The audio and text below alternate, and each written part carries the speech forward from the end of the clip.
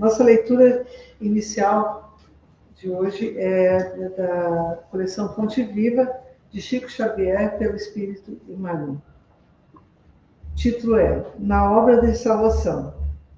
Por que Deus não nos tem designado para a ira, mas para a aquisição da salvação do nosso Senhor Jesus Cristo? Paulo, Tessalonicenses, capítulo 5, versículo 9. Por que não somos compreendidos? Por que motivo a solidão nos invade a existência? Por que razões as dificuldades nos cercam? Por que tanta sombra e tanta aspereza em torno de nossos passos? E a cada pergunta feita de nós para nós mesmos, seguem-se comumente o desespero e a inconformação, reclamando sobre os raios mortíferos da cólera as vantagens de que nos sentimos credores. Declaramo-nos decepcionados com a nossa família, desamparados por nossos amigos, incompreendidos pelos companheiros e até mesmo perseguidos por nossos irmãos. A intemperança mental correia para nosso íntimo os espinhos do desencanto e os desequilíbrios orgânicos inabordáveis, transformando-nos a existência num roteiro de queixas preguiçosas e enfermiças. Isso, porém, acontece porque não nos designamos pelo Senhor para o desempenhadeiro escuro da ira, e sim para a obra da salvação. Ninguém restaura um serviço sob as trevas da desordem. Ninguém auxilia ferindo sistematicamente, pelo simples prazer de dilacerar. Ninguém abençoará as tarefas de cada dia, amaldiçoando-as ao mesmo tempo. Ninguém pode simultaneamente ser amigo ou verdugo. Se tens notícia do Evangelho no mundo de tua alma, prepara-te para ajudar infinitamente. A terra é a nossa escola e a nossa oficina. A humanidade é a nossa família. Cada dia é o ensejo bendito de aprender e auxiliar. Por mais aflitiva seja a tua situação, ampara sempre e estarás agindo no abençoado serviço de salvação a que o Senhor nos chamou. Que assim seja.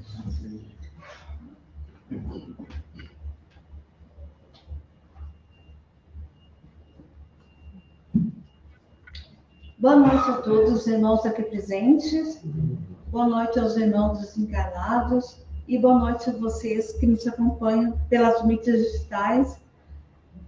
Muito bem-vindos ao nosso Evangelho híbrido.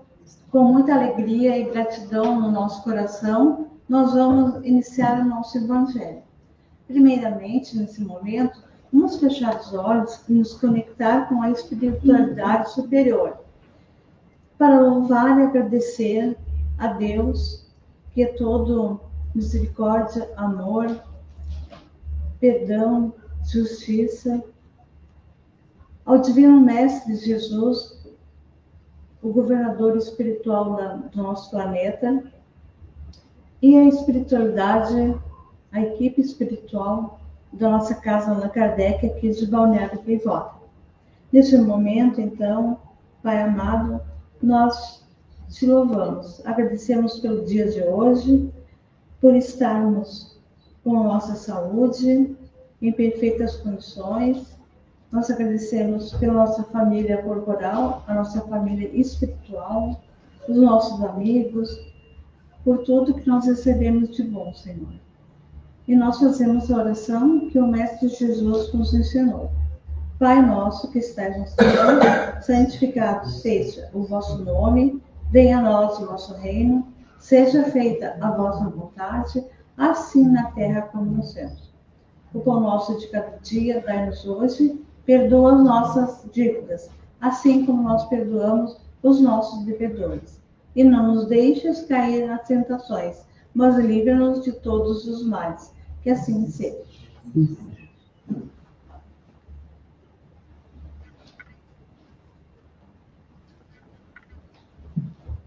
Boa noite a todos. Dando sequência mais o Evangelho, vamos iniciar o capítulo 15, Fora da caridade não há salvação. O item escolhido é: do que precisa o espírito para ser salvo? Então, hoje a gente se pergunta, o que nós precisamos como espíritos para ser salvo? Essa pergunta vale pensar qual o caminho que devemos agir para sermos salvos. Jesus ensinou que a verdadeira salvação não está apenas em conhecer as leis divinas, mas em colocá-las em prática. No capítulo 15 do Evangelho segundo o Espiritismo, Allan Kardec apresenta uma das maiores lições deixadas por Jesus. Fora da caridade não há salvação. Mas o que significa essa frase para nós na prática? Ela significa que o espírito evolui quando ele aprende a amar. E é muito difícil, nós estamos aqui para aprendermos a amar. É muito difícil a gente fazer a caridade realmente por amor.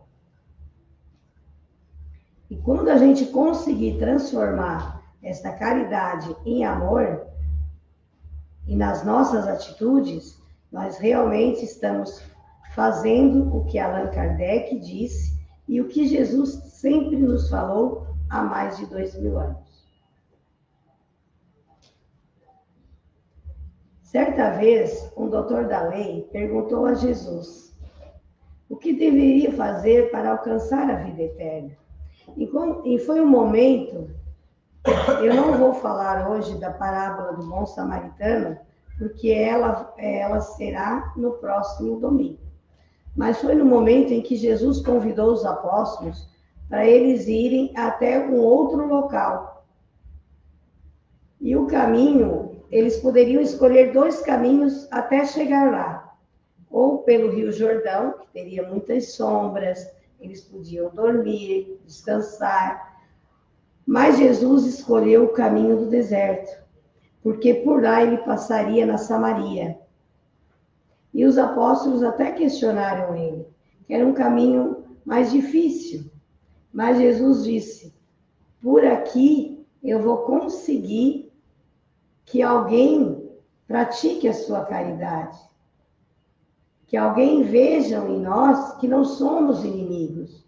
E assim foram pelo caminho do deserto e pela Samaria. E lá na Samaria eles não encontraram ninguém que desse nem um copo d'água para eles, muito menos um poço, porque eles eram judeus. E Jesus seguiu em frente pelo deserto, com sede, cansado. E quando ele chegou lá no local, andaram bastante, ninguém ofereceu um copo d'água para ele, mas indagaram o que deveria fazer para que eles fossem salvos. Qual a forma da caridade? Um doutor da lei questionou ele, mesmo sabendo que ele estava cansado. E esse doutor da lei, ele sabia bem as leis religiosas. Ele estava apenas testando Jesus neste momento.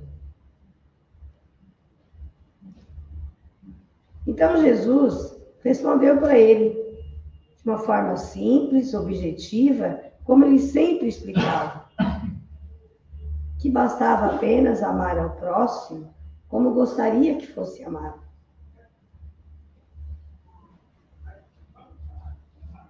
Mas praticar realmente a caridade.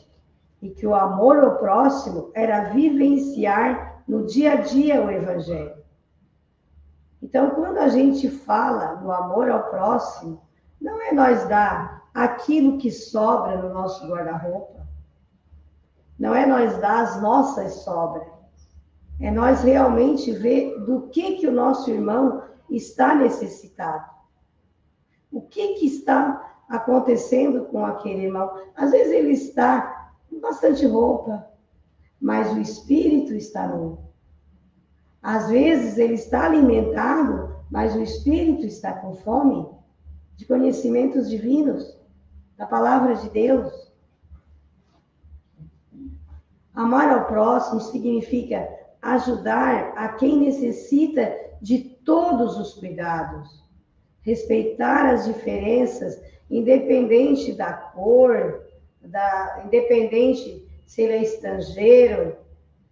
Temos que ajudar, acolher a quem quer que seja, acolher os sofredores, perdoar a todos. Essa parte é muito difícil. Eu acredito que eu tenha que vir muitas vezes para isso. Ouvir com atenção, porque às vezes a gente vai ouvir, mas a gente quer falar. E às vezes é necessário a gente ouvir as pessoas. As pessoas apenas querem desabafar. Oferecer, às vezes, uma palavra de conforto, quando a pessoa pede a palavra. A gente oferece essa palavra. Muitas vezes a gente pensa que caridade está somente em grandes ações, mas não é. Às vezes, nas pequenas ações, a gente consegue fazer a nossa caridade. É nos pequenos gestos que às vezes acontece a caridade. A caridade é o amor colocado em prática. E foi isso que Jesus veio nos ensinar. Ele veio nos ensinar empatia, nos colocar no lugar do outro. Ela não significa apenas oferecer ajuda material, como eu falei. Muitas vezes nós temos que ajudar de outras formas. Porque nós não sabemos. A pessoa não está escrita, estou com depressão, estou com problema. Não está, está aqui dentro dela. E às vezes ela está rindo e a gente não percebe. Fazer o bem sem ostentar aquele bem. Por isso Jesus ensinou que quando ajudarmos alguém que sofre, é como se estivéssemos ajudando a ele próprio. Quem ajuda um desses menos favorecidos é a mim que está ajudando. São palavras do Cristo. A exemplo de Paulo, que nos deixou também grandes ensinamentos, ele afirmou que a caridade maior, ela vem das virtudes. E todos nós temos as nossas virtudes, mesmo que elas estejam adormecidas, mas todos nós temos as nossas virtudes. A caridade é paciente, a caridade ela é bondosa, humilde, ela não busca interesses próprios. E Paulo nos deixou com uma grande reflexão. Sem a caridade, nada somos. E Kardec fez a máxima da doutrina espírita. Fora da caridade, não há salvação. E ainda ele nos diz, Kardec, que o espírito não evolui apenas pelo conhecimento adquirido, mas principalmente pela prática do bem. É a prática do bem do nosso dia a dia que a gente vai conseguindo evoluir na nossa escada evolutiva. A cada dia. E principalmente por meio da caridade. E ainda Kardec nos diz assim: a caridade nos ajuda a vencer o egoísmo, o orgulho e a indiferença. Quando a gente aprende a servir, a amar, a gente se aproxima ainda mais de Deus.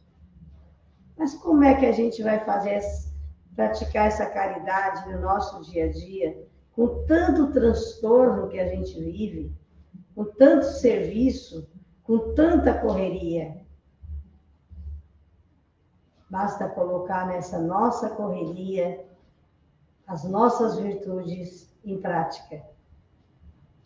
Ter paciência com aquela pessoa que está lá, que a gente está atendendo, e pergunta muitas vezes o que é, e a gente falar com paciência, perdoar aqueles que às vezes nos falam no serviço, respeitar a todos, ajudar sem recompensa.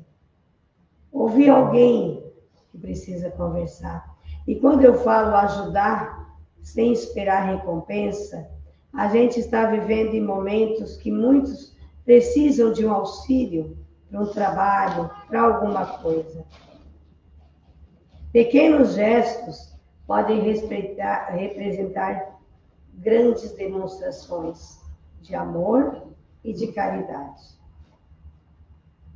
Então, o que precisamos? O que o Espírito precisa para ser salvo? Como questionou o doutor Dalei. Ele precisa aprender a amar, com certeza. Praticar o bem. Ele precisa, principalmente, viver todos os dias a caridade.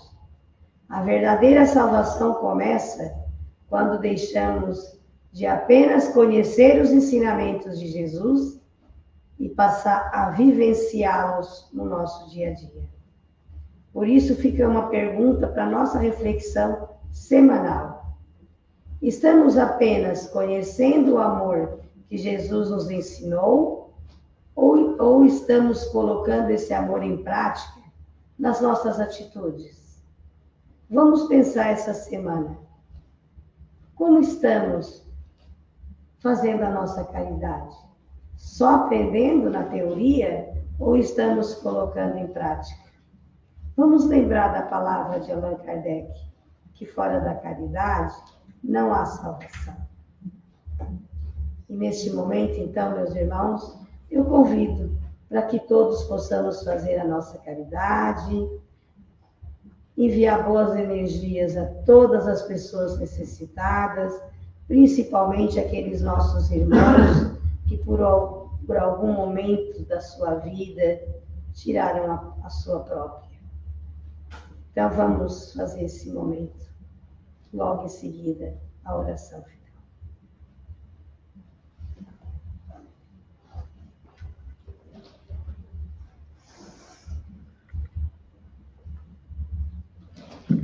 E assim, nos encaminhando para o final deste evangelho de hoje, nós chegamos no segundo momento, que é pedir graças, pedir bênçãos ao nosso Pai Eterno, para que Ele nos auxilie, para que essa espiritualidade adentre os nossos lares, trazendo paz, serenidade, harmonia e alegria em nossos corações. Nós pedimos hoje por todos aqueles irmãos que estão nos leitos dos hospitais, sem esperança, sem uma palavra de conforto. Que o Mestre Jesus acompanhe cada um desses espíritos que estão ali por algum motivo. E nós somos muito gratos por tudo que o Senhor nos dá, principalmente pela nossa saúde. E nesse momento nós vamos fazer o passo coletivo. Você que está em casa pode pegar uma água para ser purificado. E nós vamos fechar os olhos para fazer a oração que o nosso Mestre nos ensinou. Pai nosso que estás nos céus, santificado seja o vosso nome, venha o vosso reino, seja feita a vossa vontade, assim na terra como nos céus. O pão nosso de cada dia nos dá hoje, perdoai nossas dívidas, assim como nós perdoamos os nossos devedores.